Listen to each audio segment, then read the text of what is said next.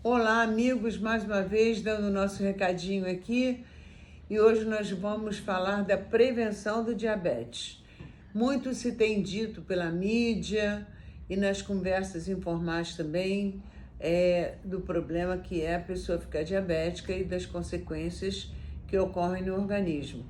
Mas se você vem de uma família de diabéticos ou você andou com uma glicemia um pouquinho alta no jejum, entendeu? A pergunta é: possível você se livrar dessa doença? E a resposta é sim. Como a gente pode se livrar do diabetes? Então, nós vamos ver aqui no meu livro a evolução para o diabetes. Quando nós comemos um pouco mais ou ingerimos, né? Não só comemos ou bebemos um pouco mais de carboidrato do que nós precisamos, o que vai acontecer? O nosso organismo vai tentar metabolizar esse carboidrato, que no final virou glicose, né? Aumentando o tamanho e o número das células beta, que são as células pancreáticas que produzem insulina. Bem, não só a quantidade, mas a qualidade do carboidrato que nós ingerimos, mas também outros itens interferem, como o nível de estresse, sedentarismo, alterações hormonais, a genética, claro, se a gente vem de uma família de diabético, e o excesso de peso, que nós estamos com mais peso do que nós precisamos. Então, o que acontece? O organismo produzindo mais insulina, nós vamos ficar num hiperinsulinismo, e insulina é um grande vilão. Por quê? Porque a insulina, ela engorda e ela aumenta a fome. Por que ela engorda? Porque tudo que entra para dentro da célula adiposa vem às custas da insulina, né? Tudo que sobrou vai entrar para a célula adiposa às custas da insulina, né?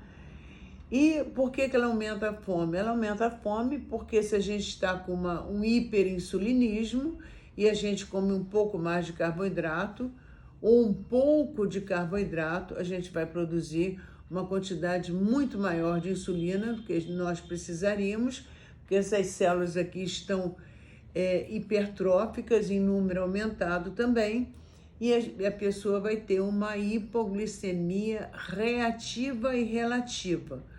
Aí vocês me perguntam, a glicose vai estar abaixo de 70, abaixo de 60? Não, às vezes a glicemia está na faixa dos 80, 90 e a pessoa tem sintomas de hipoglicemia, porque a queda no nível de glicose no sangue se faz de maneira muito abrupta e com isso o cérebro faz uma leitura de que a pessoa precisa comer carboidratos. Então a pessoa vai direto em cima dos carboidratos, né?